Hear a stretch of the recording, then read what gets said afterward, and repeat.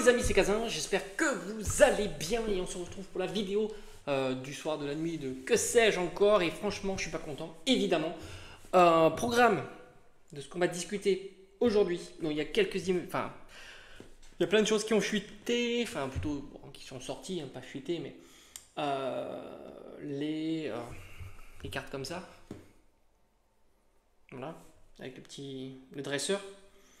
Ça, c'est 2009, hein, 2010. Et alors il y a eu, oui, bon, bah il y a la série 8, je crois, les dragons, avec Latios, Latias, qu'est-ce que j'ai vu d'autre? Ouais, la SAR, Latios, Latias. Moi j'aime pas, hein. Je suis pas fan. En SAR, j'attends de voir quand même, mais bon, comme ça, je suis pas super emballé. Puis le noix de coco aussi en version terra cristallisée SAR, bon, j'attends de découvrir tout parce que il y a beaucoup d'agitation sur ça. Pour l'instant, je suis pas. Pour moi, c'est la continuité. Il n'y a pas de vrai changement. Ok, il y a la Tios, il y a la Tias. Bon, c'est pas. Voilà, j'attends de voir davantage.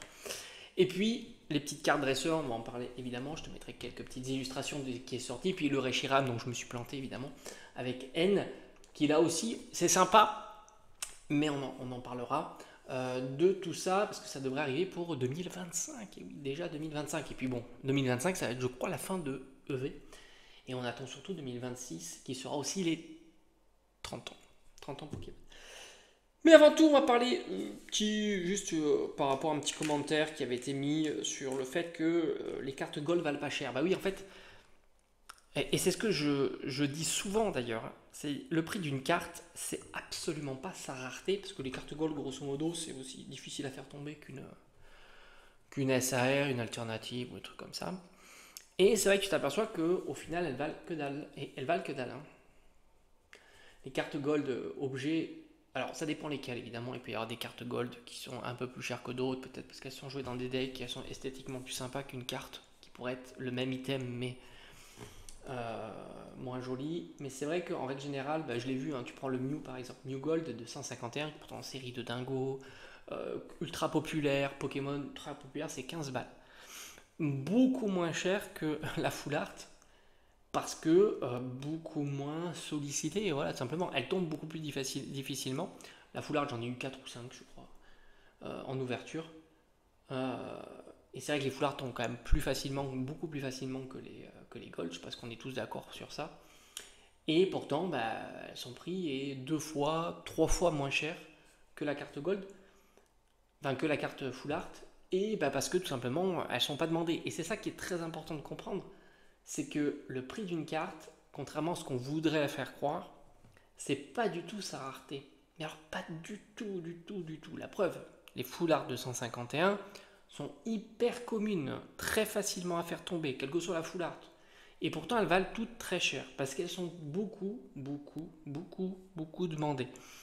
A contrario, des cartes qui ne sont pas demandées, même si elles sont très compliquées à faire tomber, elles vaudront rien, c'est comme ça. Le marché est fait comme ça, et ça a toujours été comme ça, dans quel que soit le domaine. Les jeux vidéo, c'est encore plus visible. Tu as des jeux où on est 10, 20 à l'avoir en France. Et certains valent très cher, et d'autres valent que dalle. Et pourtant, il y a la même rareté. Et à contrario, tu as des Pokémon en boîte, blistée, etc., hyper communs, qui valent une fortune. C'est comme ça. Il faut bien imaginer que la valeur d'une carte, c'est absolument pas sa rareté, puisqu'en fond elles sont pas rares, même les alternatives sont pas rares, il y en a suffisamment pour dire que c'est pas rare, ça se compte pas sur les doigts d'une main.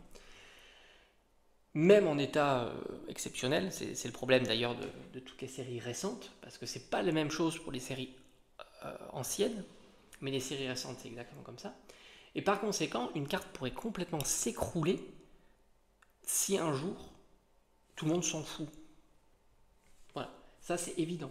Alors évidemment, il y aura des phénomènes d'opportunité, en se disant, bah, si la carte, je sais pas, elle se casse la figure x3, c'est peut-être l'occasion, etc. Donc évidemment, il y aura des opportunités, mais si sur le long terme, tout le monde se fout au fond de ces formats de cartes qui étaient populaires par le passé, bah, la carte va s'effondrer de la même manière que les golds ne valent rien. Et c'est le cas de le dire, hein, celui qui collectionne les golds, qui adore ce format-là, il se régale, puisqu'il peut avoir les golds. J'ai vu encore hier le garde-voire, enfin garde de fer gold, je sais plus si c'est, je crois que c'est Faille Paradox, ça vaut 10 balles, 10 euros. Donc tu t'aperçois qu'évidemment, ça dépend absolument pas du taux de drop, puisque au fond, y a pas, le taux est déjà suffisamment, même sur les alternatives, le taux est suffisamment bon pour en avoir suffisamment sur le marché. Maintenant, on va parler de ça. Voilà, tu l'auras compris, ça va être la nouveauté de Pokémon, nouveauté 2010, ressassée, refournée en 2000, refait en 2025. Hein, vraiment, ça c'est la nouveauté. Hein. Moi, j'aurais préféré à la limite qu'ils gardent ce format-là et qu'ils dépoussièrent les simples X, parce qu'au final, qu'est-ce qu'on a? On a des simples X avec leur dresseur. Alors, c'est joli, c'est sympa, mais ça reste des simples X avec leur dresseur. Moi, je ne suis pas spécialement emballé, c'est un plus, c'est très bien. C'est la machine à laver qui vient de terminer qui m'appelle. Donc, c'est un plus, c'est très bien, mais je ne vois pas de choses exceptionnelles. Ils vont nous les mettre évidemment sur les cartes aussi, peut-être communes, peu communes, holographiques. Regarde, comme ce magnifique Rhinastock. Ou alors sur les ultras, comme ce Karchakrok niveau X que je trouve magnifique. Et d'ailleurs, petite parenthèse, ce sont des cartes qui coûtent pas très très cher non plus, même en l'heure actuelle. C'est des cartes que tu peux acheter pour pas très très cher. Donc moi franchement, les dernières nouvelles, ça m'emballe pas plus que ça parce que j'attends vraiment quelque chose de nouveau. D'ailleurs, si tu fais le parallèle, et c'est ça qui est assez marrant, c'est sympa hein, de mettre les dresseurs comme ça sur les cartes. C'est sympa. Pourquoi pas? Je me demande si un jour ils pourraient pas faire des cartes double face. C'est un truc qu'ils n'ont jamais fait. Ça arrive sur certains TCG. Dragon Ball l'a fait. Tu as aussi Yu-Gi-Oh qui l'a fait. Alors, on pourrait dire ça gêne peut-être les joueurs, mais bon, il y a certains TCG qui l'ont déjà fait. Ça, je me dis, ça pourrait être très sympa. Carte double face, il y a peut-être de l'idée. Mais indépendamment de ça, moi, franchement, quand tu vois en plus l'application qui va sortir, j'ai l'impression qu'ils ont beaucoup plus travaillé l'application. On voit de plus en plus de cartes. Alors, c'est logique hein, qu'ils travaillent l'application parce qu'ils ont envie d'attirer des gens sur l'application, et ça c'est tout à fait normal. Et il y a des très très belles cartes, mais j'ai l'impression qu'ils ont mis plus le paquet sur les applications que plutôt sur les prochaines séries qui vont sortir. Et c'est ça qui, pour moi, qui est relativement décevant par rapport à ça. C'est très bien, hein, il y a un petit peu de renouveau ancien, hein, pour ceux qui ont connu ces cartes-là, bon bah pour eux, ils l'ont déjà vu. Mais en fait, beaucoup sont nouveaux hein, sur Pokémon, il ne faut pas oublier. Moi, ce que j'attends vraiment, alors certains te disent qu'il pourrait y avoir des méga X, pourquoi pas.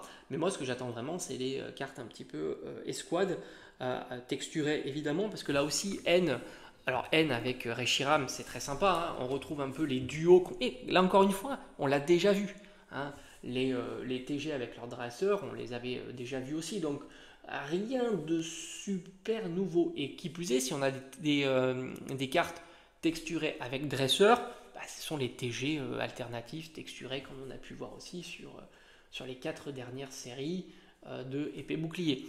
Donc au final, c'est cool, ça prend une trajectoire, bon, des petites nouveautés, mais moi je reste sur ma faim en tous les cas sur ce sujet en particulier. Je reste beaucoup sur ma faim. Après, à voir comment ils vont développer davantage ça sur 2025. Moi, ce que j'attends vraiment, c'est le vrai renouveau. Et après, on est en 2025 bientôt, et là, on va voir la tournure que va prendre avec les nouveaux blocs. Voilà, petite vidéo tranquille, plutôt courte. Habituellement, on parle un petit peu plus longtemps de tous ces sujets-là. J'attends plutôt l'application. Dis-moi un petit peu toi si tu attends l'application. Moi, d'ailleurs, j'ai d'autres applications. Hein. Dis-moi un petit peu toi si tu joues sur des applications. Moi, je suis sur Squad Buster en ce moment. Très sympa. Moi, j'attends plutôt l'application. Je pense qu'on se fera des petites parties où je te posterai un petit peu mes parties en ligne. Ça peut être très sympa. J'attends de voir la suite. Pour l'instant, c'est bien, mais je suis pas emballé. D'ailleurs, même pour la série qui va sortir là avec les dragons, je crois que c'est ça qui s'appelle, avec Latios, Latias, Noix de Coco, etc. Beaucoup s'enflamment. Moi, je trouve que c'est dans la continuité. Latios, Latias, c'est sympa. L'alternative n'est pas non plus folle. Après, il faut voir évidemment les effets qu'il peut y avoir sur ces cartes-là. La SAR, je crois que c'est Noix de Coco, Terra cristallisée ou un truc comme ça. Là aussi, je trouve que c'est dans la continuité. Voilà. Pour moi, tout ça, c'est dans la continuité. Moi, j'attends vraiment, comme je te dis, un truc vraiment, un coup de pied dans la fourmilière. C'est un moment, on attend ça. Quoi. Parce que les types AR, SAR, on les a depuis très très longtemps, surtout si on considère que les AR et les SAR, ce sont anciennement les TG, les GG, puis les alternatives, les TG alternatives et ainsi de suite. Tu vois, à certains moments, on veut un petit peu plus. Bref, petite vidéo tranquille. Bon, moi, du coup, je vais continuer à collectionner du scellé. Alors, beaucoup m'ont répondu sur ça, c'est assez marrant. Beaucoup ont vu que c'était parti. Alors, moi, je pense qu'on n'en reverra plus. Hein, c'est du opaque, visiblement. Hein. J'ai demandé un petit peu à ma Fnac, ils savent pas. Ils savent pas, donc ça risque de plus revenir. Mais à tous les coups, je te fais une prédiction qui se base sur rien. C'est que je vois bien, honnêtement, des items épée bouclier revenir. Alors je dis pas hein, du Evo Céleste parce que tout le monde est crispé sur Evo Céleste. Moi ça me crispe pas Evo Céleste. Hein. J'en ai pas planqué, stocké des palettes dans mon garage. J'ai pas d'Evo Céleste. Les seuls trucs que j'ai d'Evo Céleste ce sont des ETB et des boosters scellés individuels. C'est tout. Donc moi ça me crispe absolument pas de parler de Evo Céleste parce que c'est marrant parce que Evo Céleste c'est crispant. Moi ça me crispe pas.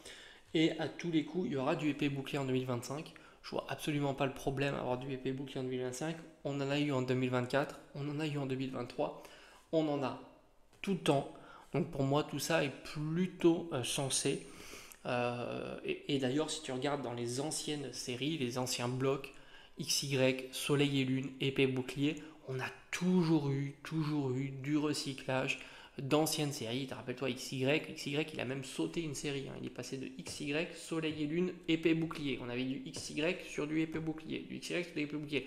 Donc là, on est épée bouclier, Volt, écarlate et violet. On pourrait avoir du épée bouclier encore sur la nouvelle série, nouveau bloc, etc. Donc pour ça, il n'est pas surprenant. Et il est question de print, de modèles, de bord blanc, de bord jaune, de bord gris, ça. Là aussi, je pense que c'est pas du tout un problème quelconque.